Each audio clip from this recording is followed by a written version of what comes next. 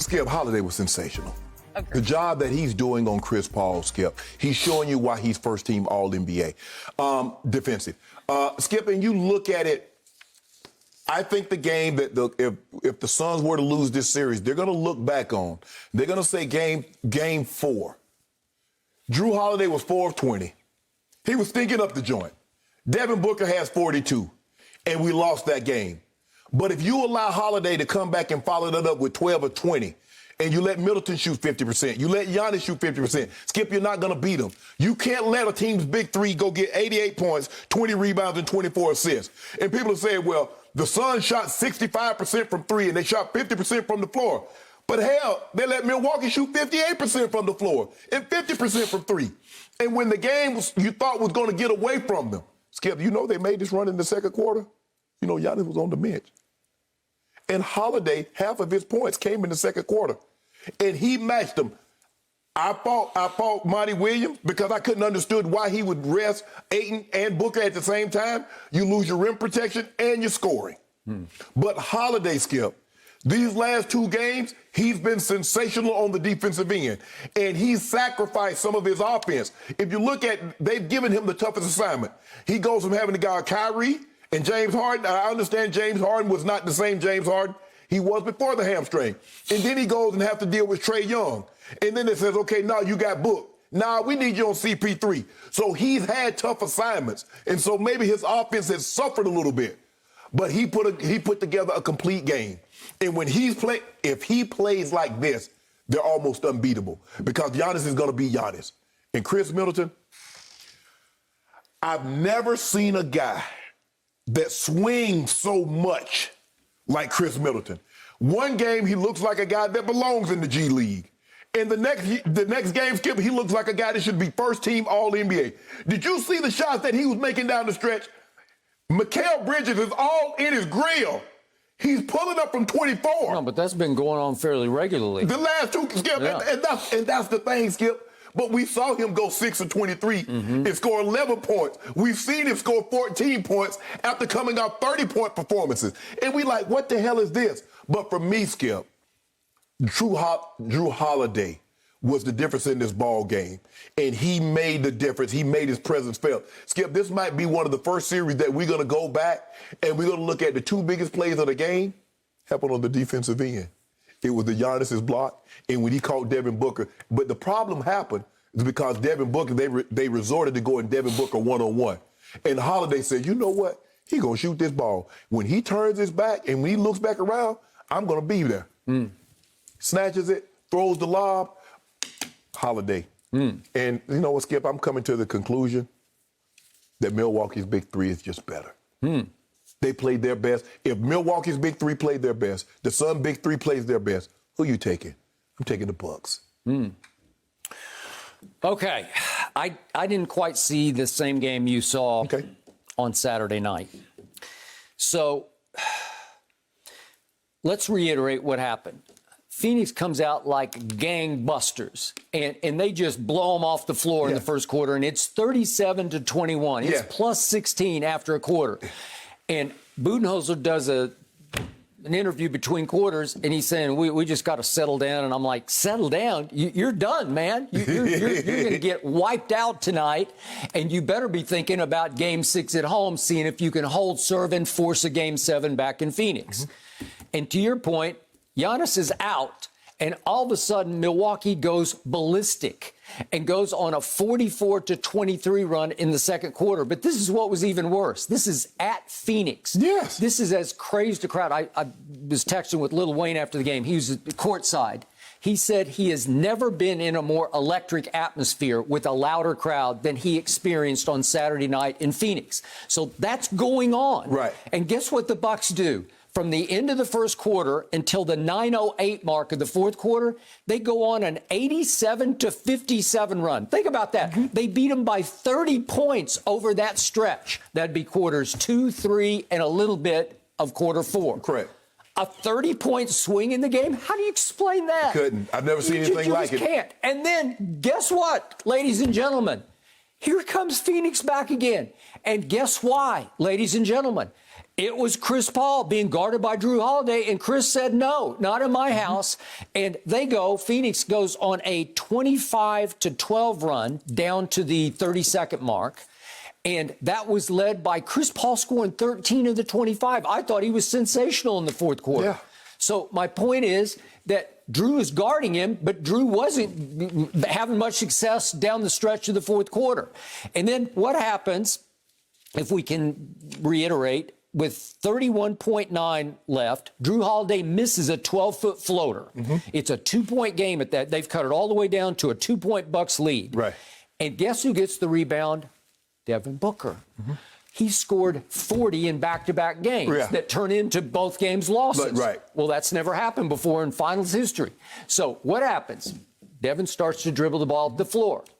I'm calling timeout. I just said, let's just get a timeout here. But Monty's thinking, no, he don't want him to set. Don't let him set. But I've got the ball in the hands of the guy that I love. Right. I want to live and die with Devin Booker. So what does Book do? He's still a young player. He dribbles and he dribbles and he's dribbling he's got Tucker on him and Jrue. And he dribbles to a spot where he could have gone up at 15 feet or maybe 10 feet and shoot his kind of shot. Right. But he thought, well, I got this. Right. I'll just keep going deeper. I'll go deeper. I'll go deeper. And all of a sudden he gets to Giannis. Well, where's he going to go? He can't go up through 6'11". I think he's going to turn around. He's going to turn around and shoot the fadeaway. Okay. But he totally forgot about Holiday. He'd already left him in the dust, but now he's coming back out of the dust, and he just takes the ball completely out of his hands and goes the other way. And Giannis takes off running. That's what I love the most about Giannis is he will hustle his butt off. Yeah. He gets more hustle bunnies than anybody I've ever closely observed. So he is flying up the court, and he gets the lob dunk, and Chris Paul, not too smartly, just shoves him because Chris just lost it for a second and just thought the game is over, basically. I'm going to shove him. And then what happens? Giannis ends up missing the free throw so badly. He bricks it so badly, it comes all the way back out to him to back tap to Middleton, who gets fouled. And Skip, here's the thing. Everybody in the building know he's going to miss it. I know it. You know it. The people sitting, Mark Jackson, them, I'm sure everybody knows it. Chris Paul even said it. Hell, we knew he was going to miss it. Skip, and he takes a huge risk because he back taps it blind. How does he know he doesn't back tap it to Chris Paul and get a run out? Okay, so Middleton misses the first one. I'm thinking, is he going to leave the door a little open for a game-tying three? But he makes the second one, and the game's basically over. Right. So here's my point. Game 4 in Milwaukee and Game 5 in Phoenix came down to one play. Right. If we could remind everybody, unfortunately, what Chris Paul did or didn't do in Game 4 with 32 seconds left, he's got the ball. They're down 2 at that point. And if we could see that play, he just lost the handle.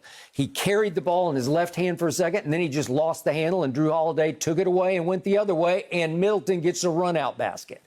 That's ball game. Right. Okay, so my point is this. These teams are stunningly evenly matched, where it has come down to one play in each game, the Chris Paul play and then the Devin Booker play. And if you execute, if you cash in on both those plays, we might be having a different conversation because Phoenix could be in the driver's seat, or as we say, the catbird seat, to win a championship. Right. And instead, they couldn't convert the one play required to win the game. And Giannis actually got lucky that he missed his free throw so badly, because if he had missed it conventionally, where it just... Eight would have got, one of them guys would have got the rebound. Okay, and then here we'd come again, and it would be a three-point game, and they would have a shot. Somebody could get a three to tie. But Skip, the game has really come down to this. The Bucks are plus 28 in rebounding overall, plus 32 on the offensive end, which explains 31 more shots. So it doesn't do you any good to force them to miss shots if you allow them to grab the rebounds. But Skip, if you watch this game, did you watch what Holiday and Middleton was doing to Chris Paul?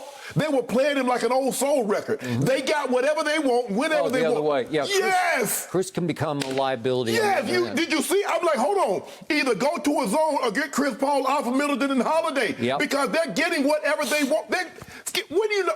That's an all-defensive player. When have you known someone to attack Chris Paul? Well, they did it. Now you see that, Skip, when we talk about basketball strength, we normally don't talk about it unless it's Shaq. Yep. Shaq move people. LeBron can move people. Oh, Dwight Howard could just move people out of the way. Look at Jrue Holiday is doing to Chris Paul. He's backing him down, shooting over the top or getting layups. Well, he's got 3 inches on him, and he's got some And years on him. he probably got 20 pounds on him, too. Yeah, he does. He does. And he can jump a little bit. Chris doesn't jump much at all. So I was like, Monty, either go to a zone or get Chris Paul off of one of those guys. Let Chris Paul play Tucker. I guess so. Let him play Tucker. Let Mikal Bridges or Dre Crowder or Book deal with them. That may be Chris's pride talking, where like I'm going to take him. I got Skip, it. you can't. Skip, hold on. In the second quarter, Skip, what did they shoot in the second quarter? They shot 17 of 24 from the floor, 71%. They shot 6 of 9 from 3. 67%. Okay. They were 3 of 3 from the free throw line. That's how. And then they followed up in the third quarter with another 36 piece. Okay, I got it. Yet, if at the end of the game you had not seen the game and I just showed you the final box score, if you broke it down and looked hard at it, you'd have a hard time making a case that Milwaukee won the game. Right. Because look at the good things that Phoenix did on their home floor. Well, Book scored 40, right? And Chris Paul scored 21 on 9 of 15 shots and made all 3 of his threes.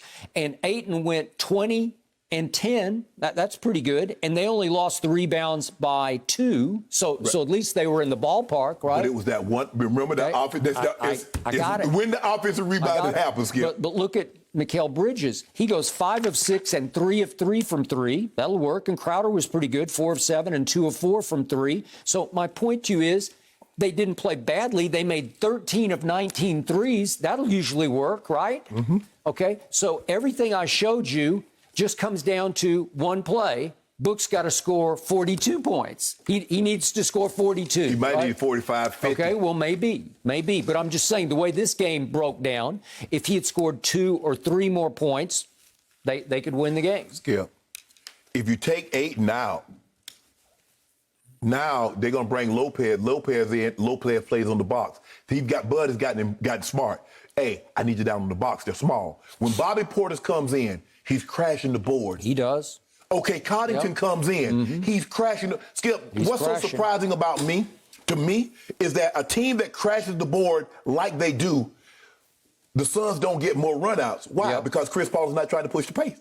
So now they're not even, Skip, they don't even worry about it. Everybody's crashing the boards because they're not concerned about runouts. You should punish a team because everybody's crashing the board. You get the rebound, throw it, boom, we get layups. But we're not seeing that from the Suns. Okay. Yet they won the first quarter 37-21. Yes.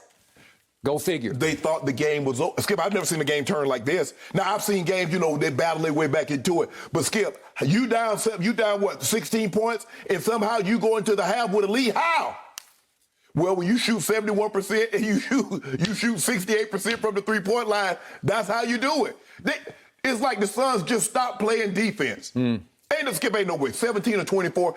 I guarantee you, if you took those guys out there in practice and said, okay, hit the shots that you hit in the game, I guarantee you they wouldn't go 17 or 24. Yep. Okay. I would agree. Bottom line, final thought, is that DeAndre Ayton put up decent numbers, 20 and 10. Not enough. But you know what? He doesn't dominate. He looked the other night too timid for his talent. He looked like he felt like he really didn't belong out there on the floor in a Game 5 because Giannis is playing much more freely and